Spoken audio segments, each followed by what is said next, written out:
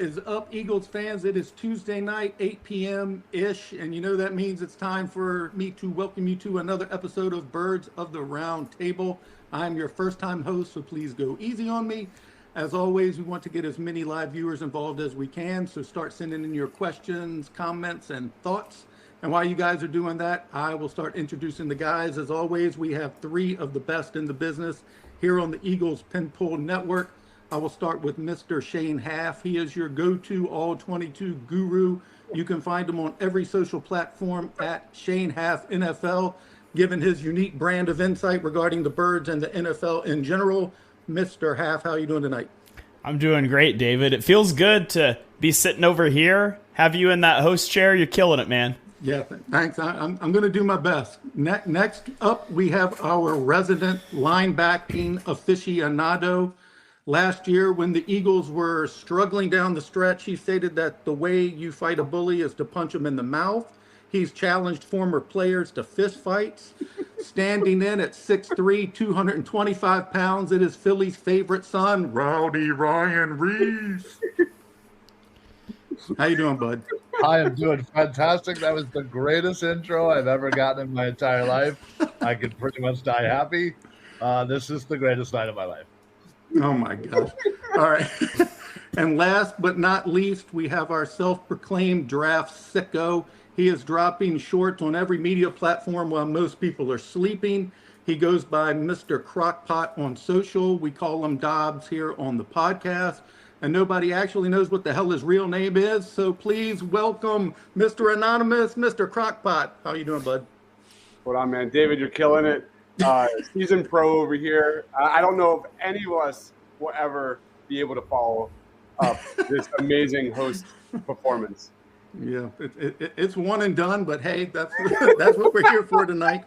And all right, we will get this started by getting everyone's thoughts on last week's final preseason game. That we'll get into what everybody wants to talk about, and that is the Eagles' 53-man roster. So Shane, I'm going to start with you. What, if anything, did you take away from the last preseason game? That I am so happy that it's over. I mean, man, you're excited for like week one of the preseason, and you get to watch guys, second stringers play, and then you get to week two of the preseason, and it's still fine, but going into week three, you're just dreading it, and man, it lived up to the low expectations.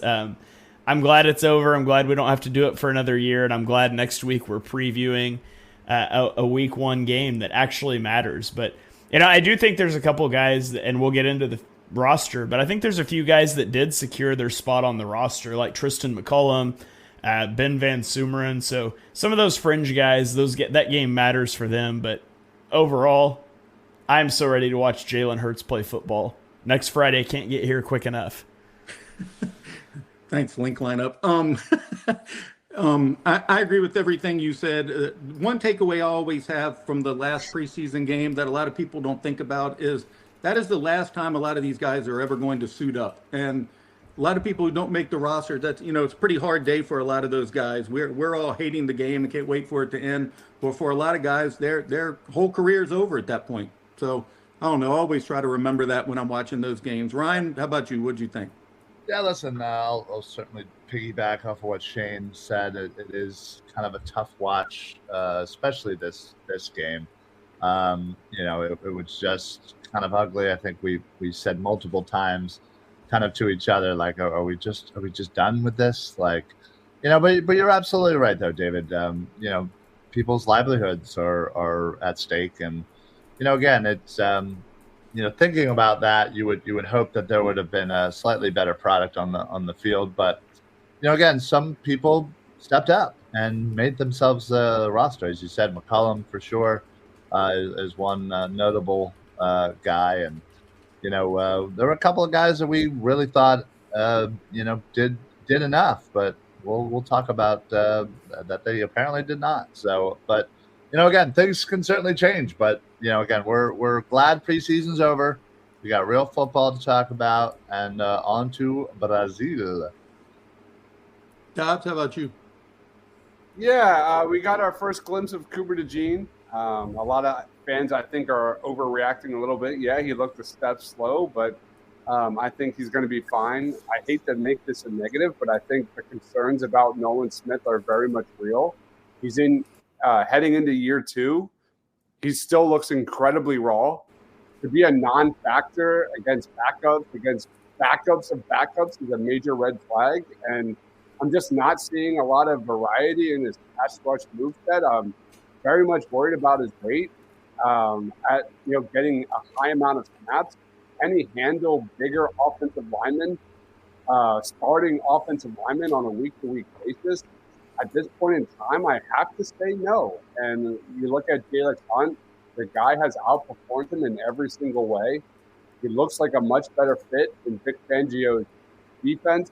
I was just hoping to see, first-round talent out of Nolan Smith during the preseason, during training camp. And I got to say, I'm a little disappointed. I can't help but feel a little skeptical. Nolan Smith is a terrific athlete, but the reality is right now, that's all he is heading into year 2. And I think that also speaks volumes on the coaching staff. So I'm worried about Nolan Smith. How about you, Shane? Yeah, I agree with the Nolan Smith concerns. And I'm a guy that was fairly high on Nolan Smith coming out of the draft. And I mean, I knew he was raw. And it's always a little sketchy when you have a guy who's that small, but his number one trait is being good in the run game, because that just doesn't jive. But, I was betting on the athleticism, and I'm on record saying that I thought his last year was wasted by inept defensive coaching staff. But, man, it's the third preseason game. Just throw a counter move. Just try a spin, try a cross chop, try a rip move, something. I don't care if you trip and fall down. Just try it, and he won't. And that's very concerning to me, that in a preseason game, he's unwilling to try any sort of a move. Mm-hmm.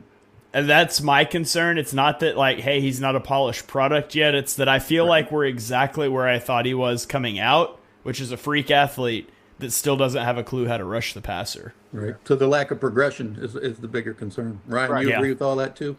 Yeah, 1,000%. And Dives, touched on it too, is now you have to wonder what's going on with the coaching. Are they just ignoring the fact? Obviously, if this is something that we see, they have to see it. So why are they not working on this with Nolan Smith in practice? Why is Nolan Smith not working with, BG or Sweat or whoever he needs to work with to work on, some of these moves and trying to get himself, anything.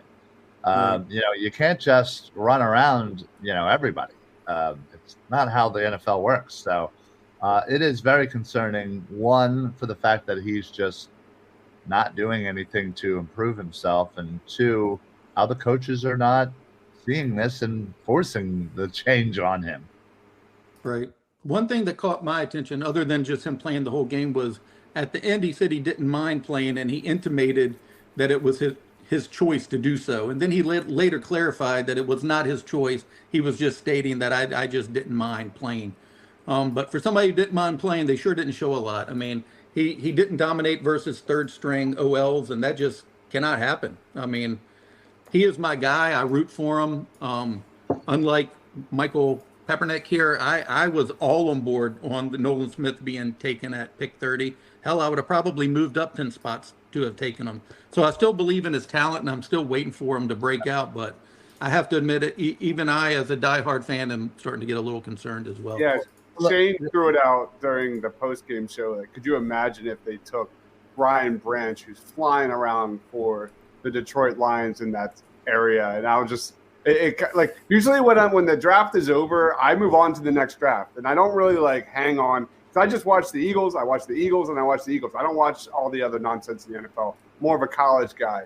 And when Shane said that, it kind of threw me back for a little bit. I'm like, oh, if we had Brian Branch, but that's another.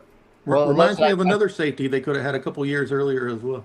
Yeah, well, you're not wrong with the Eagles and missing out on good safeties, but speaking of missing out on good safeties, they did draft another defensive edge, in one Brandon Graham, who wasn't good his first year, he wasn't good his second year.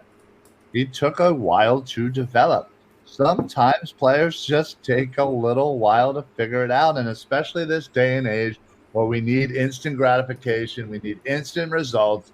People have such a shorter leash than they ever have before. I mean, we saw it all throughout, cut day today, that there were former first-round picks, former, second, third, from even a year or two ago that were getting cut, which is insane to think about, but people just don't have the patience as we once did. And I think if we give Nolan Smith that time, we could hopefully have ourselves another BG-esque ascension if we just give it the time.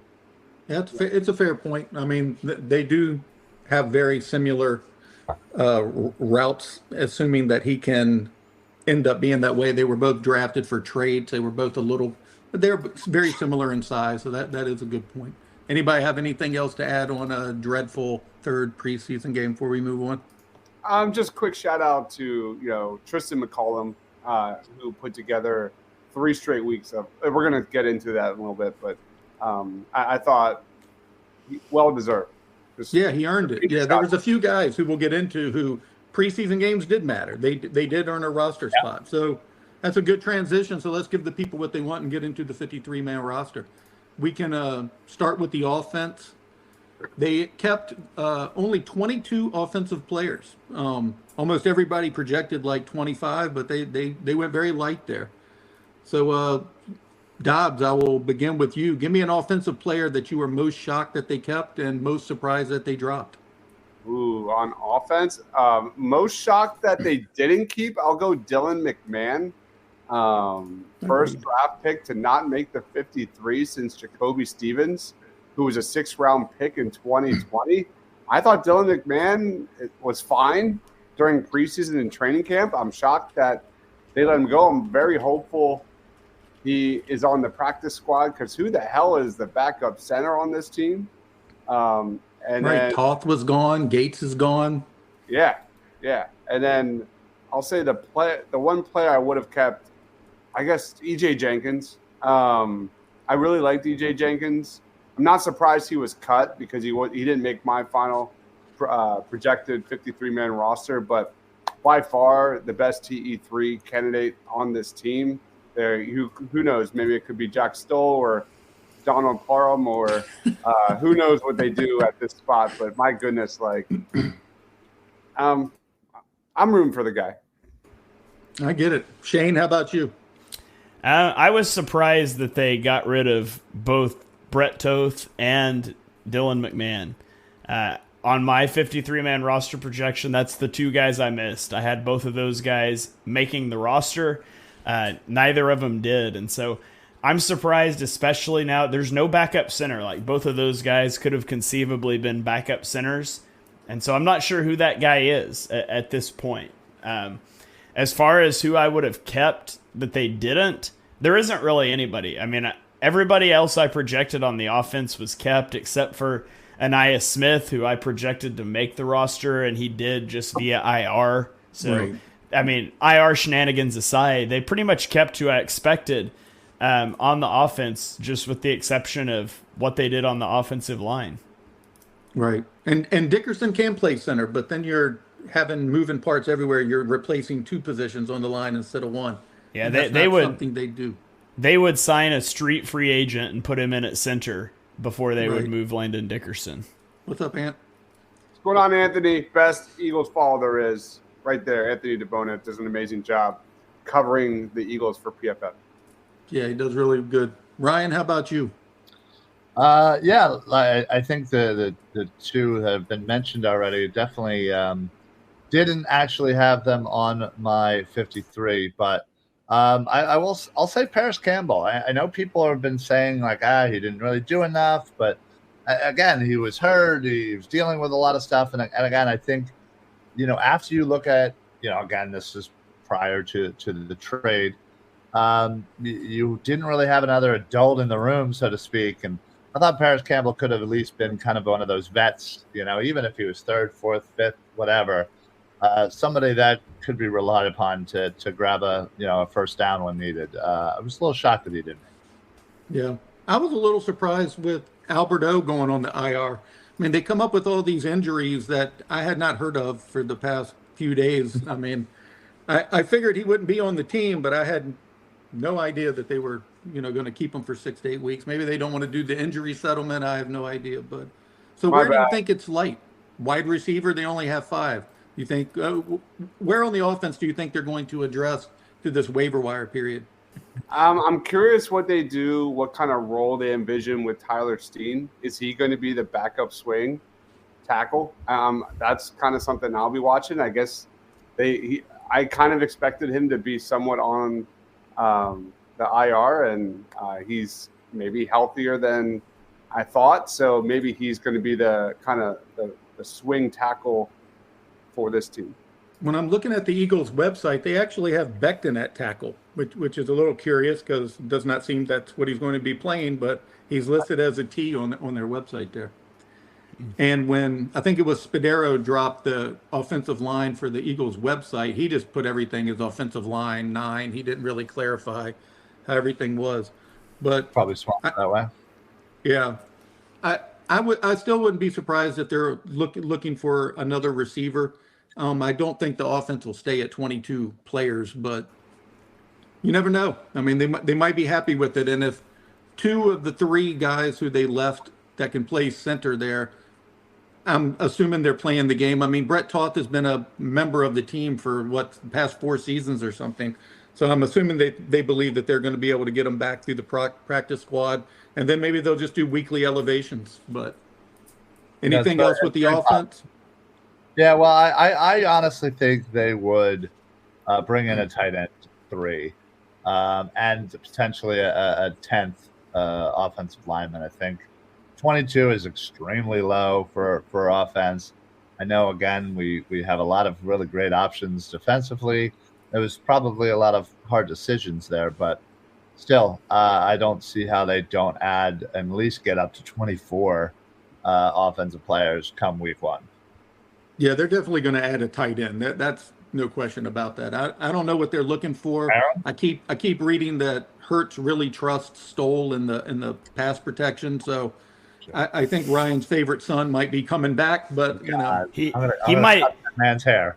he might trust him in pass protection, but he doesn't trust him to catch a football. Not at 'Cause all. I can show you a dozen plays from last year where Jack Stoll was the read and wide freaking open, and Absolutely. Jalen Hurts wouldn't throw him the ball. I mean, Absolutely. Parent just got released from the Chargers. I've always kind of liked him. and I guess Kellen Moore's worked with them too, right? That is true. And Shane, doesn't the pretty much expectation for Kellen Moore is to run a ton of 11 personnel this year, right? So we're only going to see one tight end on the field a lot in 2020. Probably, yeah. Is that true? Well, it depends. Kellen Moore will change what he does a lot, but I do think he will use. You're going to see a lot of 11 personnel, and I think you're going to see a lot of 11 personnel because it's what the Eagles are best suited for, and that's one thing that I think that Moore does a good job with is that he'll change his scheme, he'll adapt it to personnel.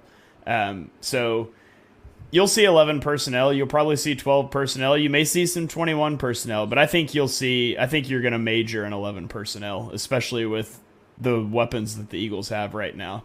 Brian has a question for you, Shane. How do you feel about the Rams using their RB1 as a kick returner? I like it because the way, I mean, you didn't used to want to do that because you've got a guy sprinting full speed down the field. Like, you don't want to get a guy injured. The new kickoffs is basically a run play. I mean, they don't get the big running start if he's good at it. Now, I don't know if Saquon would be good at it, so I'm not saying put Saquon out there, but Kyron Williams, if he's good at it, go for it. If Saquon was good at it, I wouldn't have a problem with it. It's just one more touch. It's not like you've got a guy flying down the field anymore at you.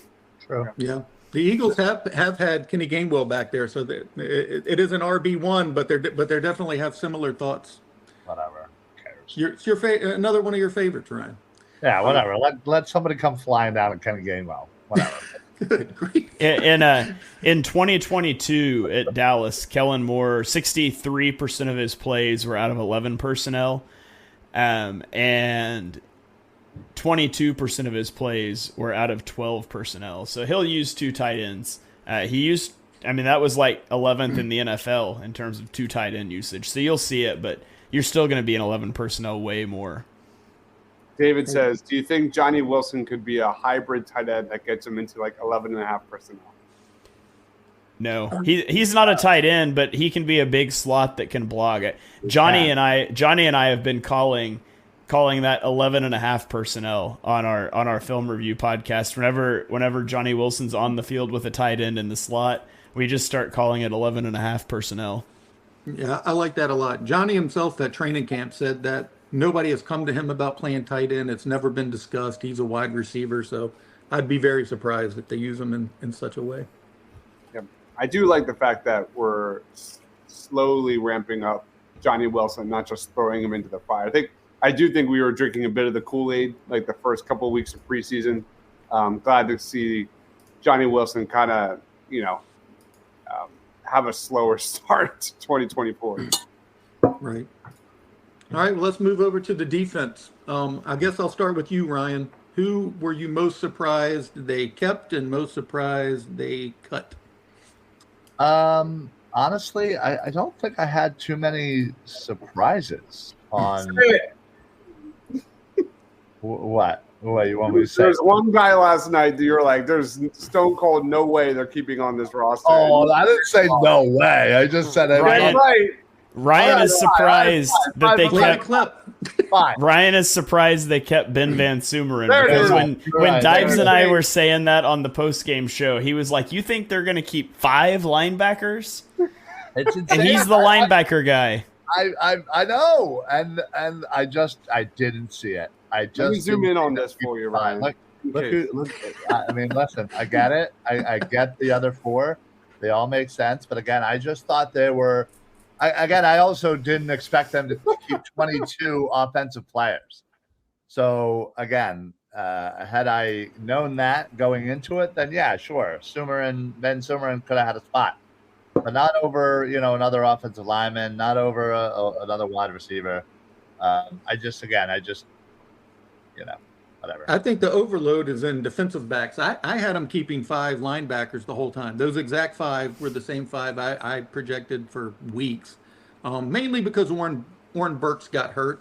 I'm sure they'd love to get him on the practice squad. He looked really good in the last game there. He's finally healthy, and he looks like he could contribute to the defense if he was given a chance at some point. But it's a strange thing to talk about linebackers having depth for the Philadelphia Eagles, but it unquestionably is not the biggest position of concern anymore, which is really wild. How about you, Shane? Who are you most surprised they kept and most surprised they cut? I didn't really have any surprise cuts off of the defensive side, but I was surprised that they kept Marlon Tuipulotu. I thought Thomas Booker earned that spot, and they kept Thomas Booker. I just didn't think they would also keep Marlon Tuipulotu. I mean, he's been here for a few years. I don't feel like he's ever really given the Eagles a lot, and you've got Moro Ojomo. You have Thomas Booker, who flashed a little bit in the preseason, so I expect Marlon Tuipulotu did not make my final 53 projection. Eli Ricks didn't either, but he was the first guy out that I would have liked to have kept on, so I'm glad they found a spot for him.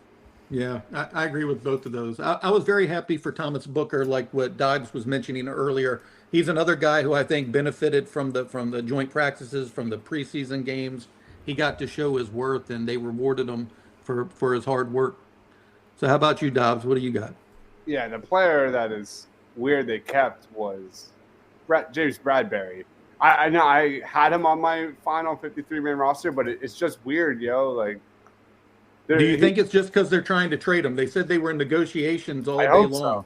I hope so. Like, he's not a guy that's going to play special teams. He clearly can't tackle. We saw it in the preseason. We saw it all last year. I hate the fact that he's on this team, and if that dude isn't out there playing special teams every freaking time, just a total waste, an absolute waste. So we all had him on our 53, correct? Yeah, I did not. I didn't since the playoffs last year. I have not had him ever making a 53, but and I wasn't going to start now, but Would you waive him for Lewis Seen? I did not mention him to any of you guys before we came on here, but did you like him? Lewis Seen is a guy that I was really high on during the draft process. Didn't show a lot, but he did have a very solid preseason. He was flying around. I remember having a whole segment ready to talk about Lewis Seen during the Eagles preseason game. So I would be definitely interested in that. I mean, he'd be back with 5 Georgia players that he's played with over his career, which That would be what he needs. yeah, maybe it's not working for Nolan Smith, but maybe it would work for Lewis Seen. I don't know. So the 11 defensive backs. I got to say something about Lewis Seen real fast because it's fun fact. I just pulled up our rankings. Oh, Dives, no. Do you remember no. where you had him ranked? No, I have no idea. So, fun fact, Dives, Mark, and I have been doing draft rankings for several years together, and we always do them independently, and then we put them into a spreadsheet. And sometimes there's guys we are just worlds apart on, and sometimes we're not. And independently, Dives, you, Mark, and I, all 3 had him number 35 on our big board. So we had an extreme consensus that he was a fringe first-round pick. I think I had him right around there too. I've been doing this since 2020. I'm almost certain. I don't have it in front of me, but I'm sure it's right. Looks like around. you had him at 15. Oh my gosh! At least that's where I put your rankings in later. So as long as you didn't send me an outdated ranking or something. No, I have never touched him again, so that's probably accurate. So the 11 defensive backs. How many do you think it's really going to be when the games start in 10 days here? 10. Yeah. I think who goes? I think they're going to trade. I think they will try to trade Bradbury. Sure.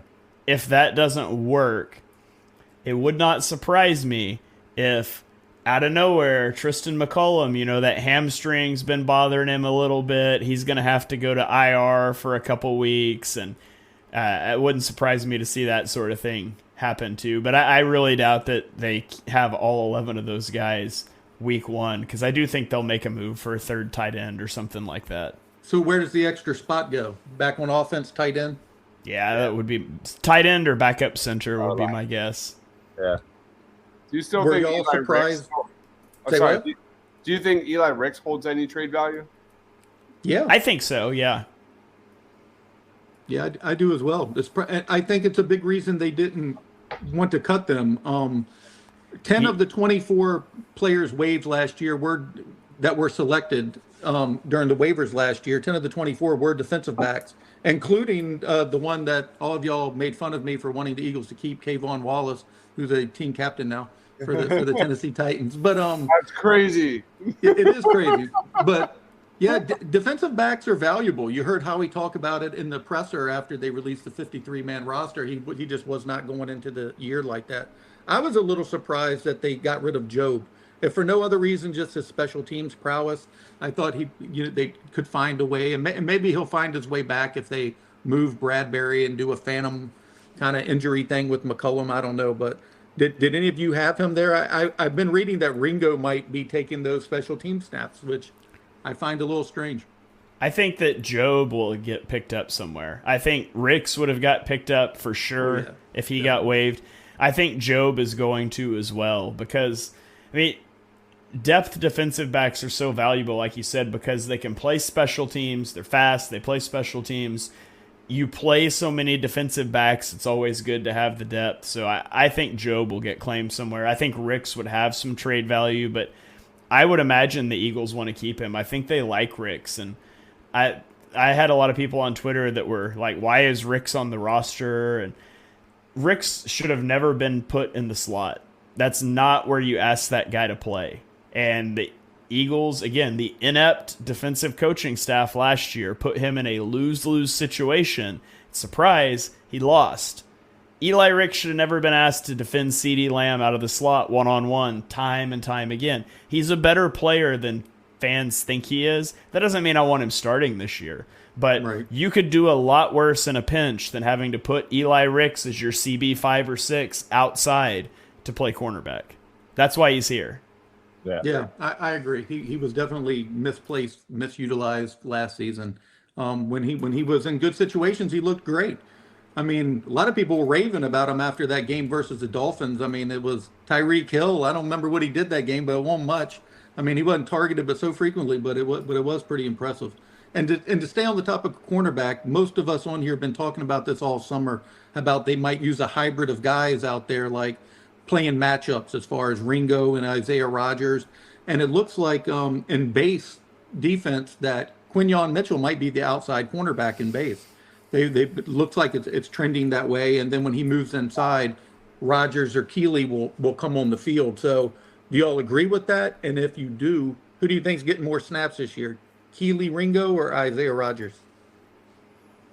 I think that Keeley Ringo will end up getting more snaps than Isaiah Rogers. Maybe I'm just hoping that because I think he's clearly the better player.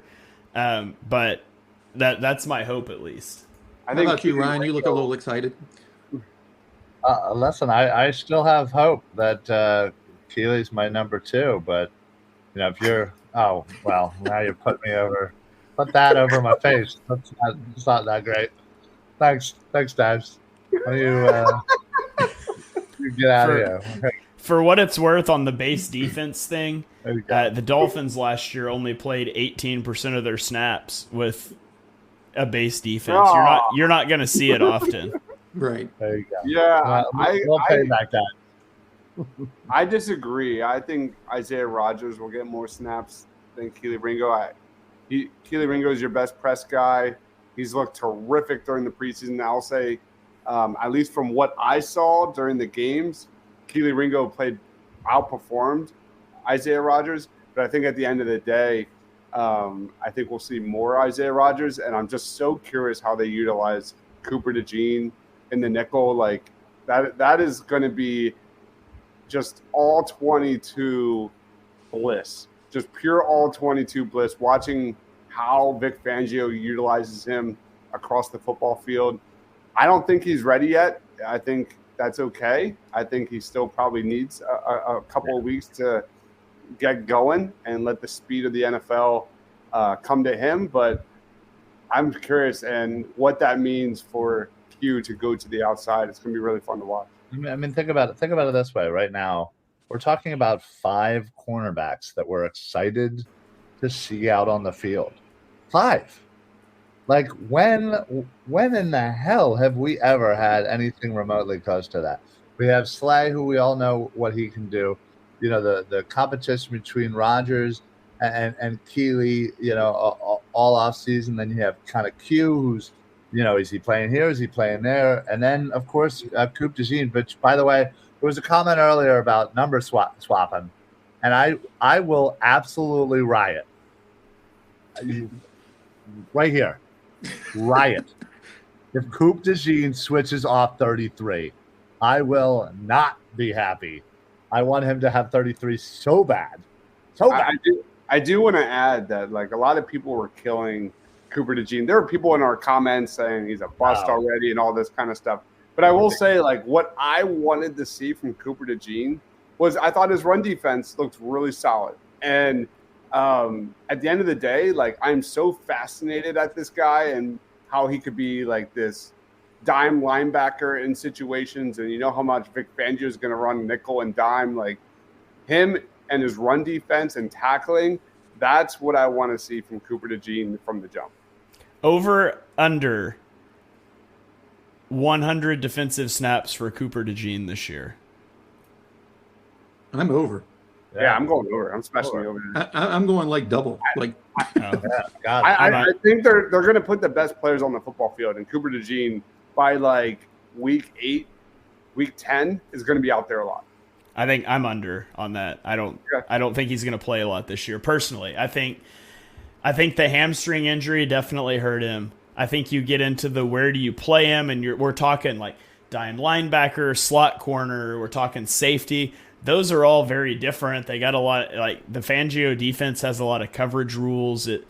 I think it's going to be tough for him. And I don't think I don't think it means that at the end of the year, if he plays 100 defensive snaps, the Eagles fans should be like worried about him. Cause I just think there is a log jam at the position. Sure. You also went and got Chauncey Gardner-Johnson. And, yeah, Eagles X's and O's here mentioned Sidney Brown. Sidney Brown's coming back, and he can play slot, and he can come downhill a lot too. So there's a bit of a log jam created there. I think we might see less of DeJean than people think. And I don't think that's necessarily a bad thing. Yeah, we did see some stiffness in the hips last Saturday, and that's something that I've been saying and calling out. And I got a lot of shit about it during our NFL draft process, and I call him. He was my number one safety in the class. I do think inevitably he will be moved to a safety role like C.J. Gardner-Johnson in some respects. So I do expect, if there's an injury, I do hope that he gets a start there, and I do think he will run away with it and crush that role. Yeah, obviously, if injuries happen, he's going to get out on the field more. But in a fully healthy world, Right. I could see it being tough for him this year. But when you're talking about the people ahead of you being James Bradbury and Avonte Maddox and older players, one of them older, one of them injury prone, I mean, I guess it could happen. I'm really fascinated by all the multi-positional eligibility these guys have, man. Bradbury can play two positions. Maddox can play more. They're going to have Cooper DeJean who can play more. CJ can play more. I mean, they really have a lot of versatility that they can throw at teams this year. So it should be interesting to watch that play out. But before we get off of this, go ahead. You got something? I love this comment, like tip passes at the line of scrimmage. We need to get back at that. Like, They never do this. hands up, guys. Like, Put your hands up. God, Never. that's something the Eagles are terrible at, I feel like. And For years. For decades. Let's be I honest. want to see this, and more of this. Yeah. Yes. Also, More tip drills. Also, real quick, I have to comment on Brian's. So, Brian, the only reason why I say this is I'm literally trying to get a jersey from 0 all the way to 99 in an Eagle player. 33, you're right, it is a nasty number. There is no one. That's why I need somebody. I need him to stay. I'll probably still get it either way and just be one of those like shady 29 jerseys. But still, I need him to stay. That's all. All right. Well, we will hope for that for Ryan's sake. So before we get off the 53-man roster, almost everybody on here agreed that edge rush, pass rush is the biggest concern now. I agree. So they went with 6. If they are able to upgrade that position through the waiver wire, through a trade, anytime before the season starts, who is the guy who would be off of the list? Ryan, I'll start with you. I mean, I think at the bottom of that is unfortunately Patrick Johnson. Even though I thought he had a great preseason, he obviously won the first game single-handedly. Besting what Brandon Graham could have done in the Super Bowl. He recovered his own fumble. But listen, I think Huff isn't going anywhere. Hunt isn't going anywhere. They're not done with Smith, and obviously they're not done with Sweat. It's got to be Patrick Johnson. And you would agree they can't go 7. 7's a lot. I mean, 7's a lot, honestly. I mean, but if you think about it, what Dives is basically saying about Nolan Smith, that he's kind of like a half a edge rusher as it is. So maybe, but listen, there's a plethora of edge already on free agency, and that you can pluck to bring into this team that would be better than a few of the guys that we already have. Brandon Graham's barely going to be playing, let's be honest. It's his farewell tour, so I'd look to bring in a veteran free agent that's already out there, or somebody who got released today. Shane, how about you? Yeah, I mean, if they added someone, if they cut an edge, it would be Patrick Johnson, but I could see you going back to defensive tackle there and saying, do we really need 6 of those guys? And for me, it would be Marlon Tuipulotu. For them, it might be Thomas Booker, but I could see one of those guys getting caught up in that too, because you can kick Brandon Graham inside, especially if you're playing like 3 technique or 4-eye or something like that. So there's a little bit of flexibility there, but those are basically the only guys it could be. Yeah, I agree. I would probably move Marlin and move, like That's you where I'm said, at. kind of BG inside. Dobbs. I fully agree with that. Like, I get the appeal of having a backup nose tackle for Jordan Davis. But I was really impressed with what I saw out of Moro Jomo and Thomas Booker. I think those are two guys that can play all across the defensive line. Of course, Milton Williams as well. I think Marlin would be the odd man out. Yeah. Yannick So- Ngakoue. Let's get him. So Marlin, if they're going to grab two people off the waiver wire, it's not coming from the offense because they only have 22. So they're going with 28 defensive players. So two of them are gone. Marlin and who else? James Bradbury. I don't know. That'd be a crazy cut at this point. But Yeah, that would be kind of a jerk move to not. They give could still time. move him, right? Yeah, I mean they can still yeah, they could trade. flip him for a 7th-round pick or something. I mean, I don't know. But you would think if they could, they would have already. Siaki Ika got cut. I Yeah. have no idea. You did. I liked him. I liked him too. Interesting. I did not know that. So do we any have- of you guys have anything else in regards to the 53? Lot No. can change between now and Brazil. Yeah.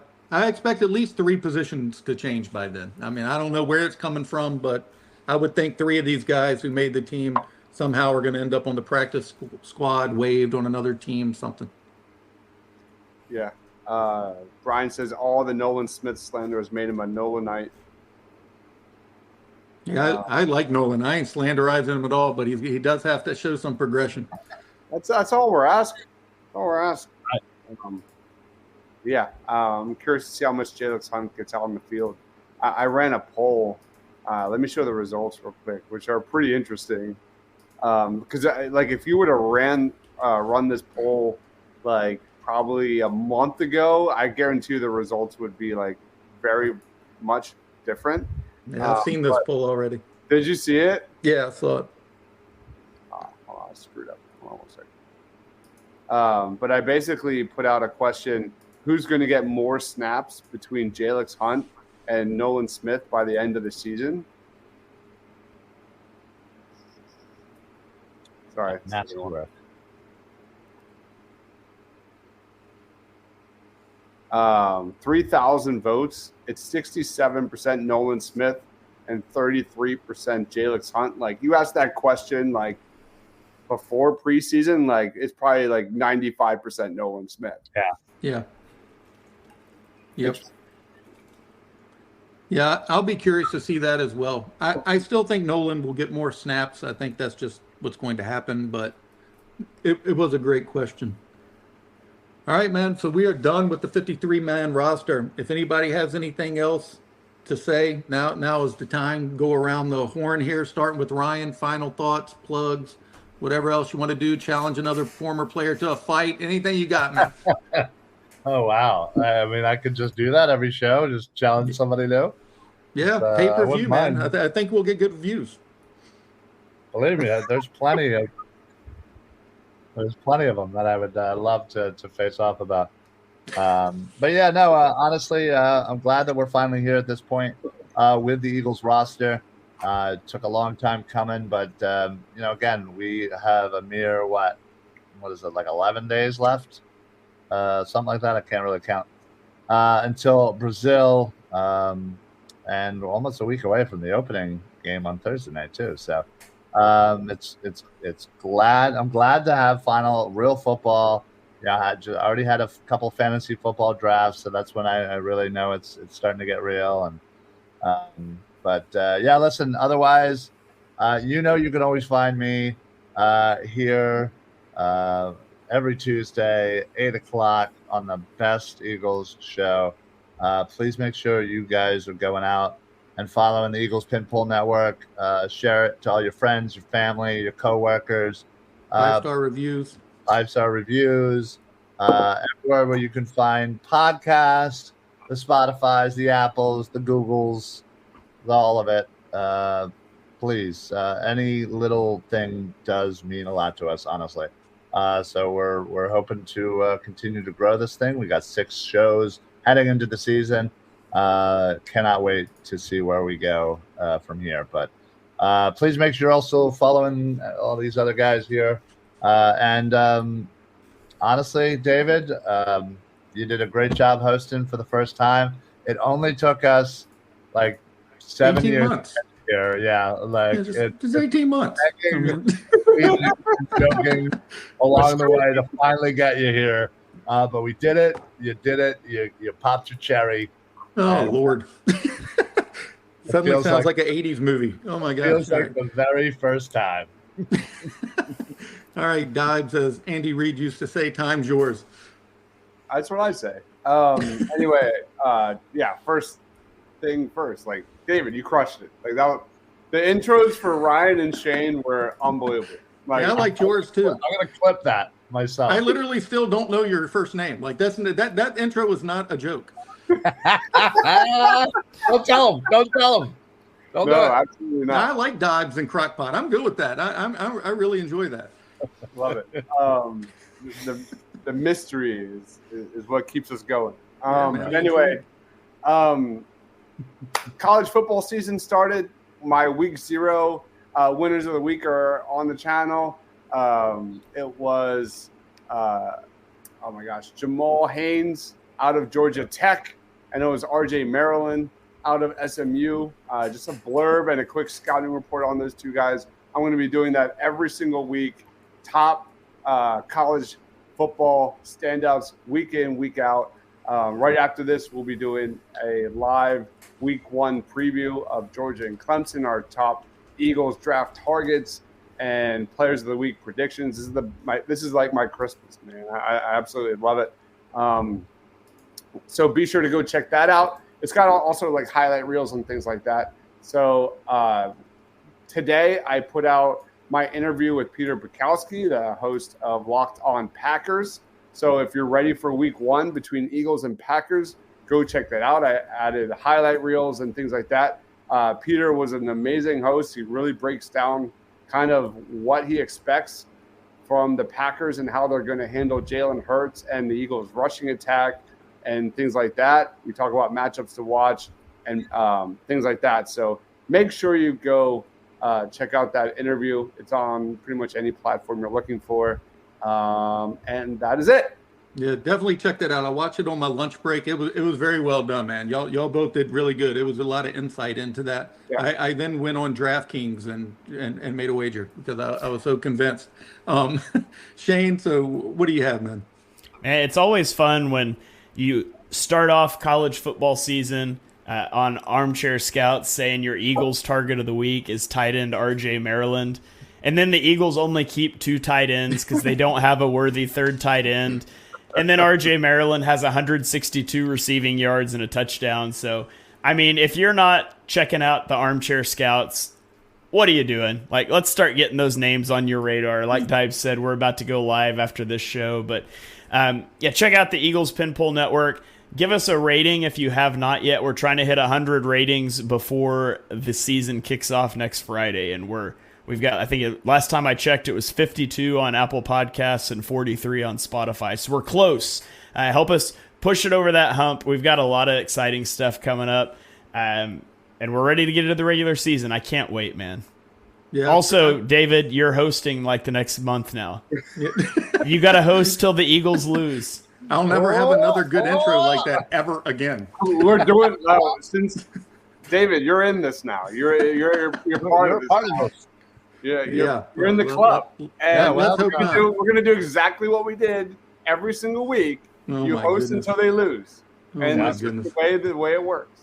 Yeah, well, I can't spend 4 hours on every Tuesday talking in a mirror trying to prepare for this.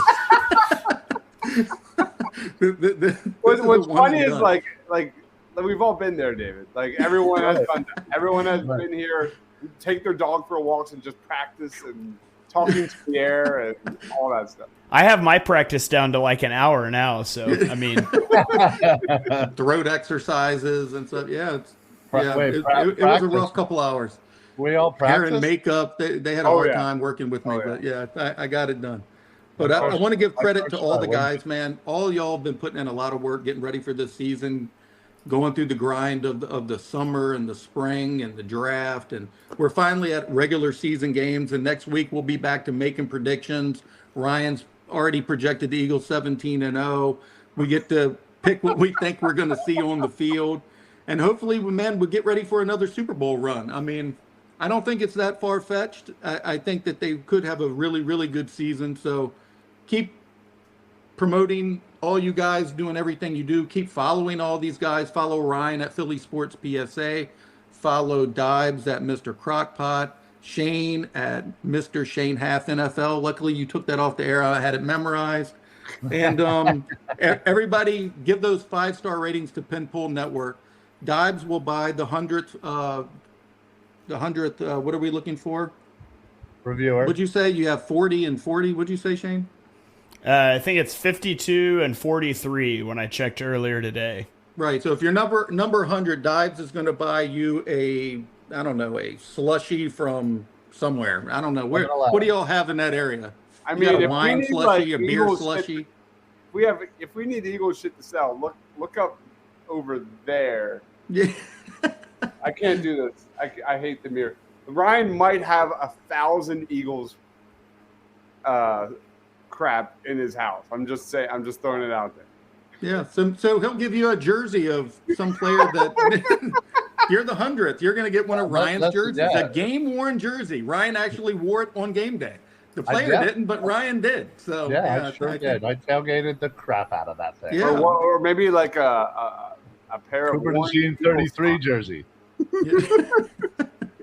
All right, y'all. Well, again, thank you for participating. Everybody who asked questions, everybody who commented, please give those 5-star reviews. Eagles Pinpool Networks. Until next week, Tuesday, 8 o'clock ish. We will see you then. All right, guys. Later.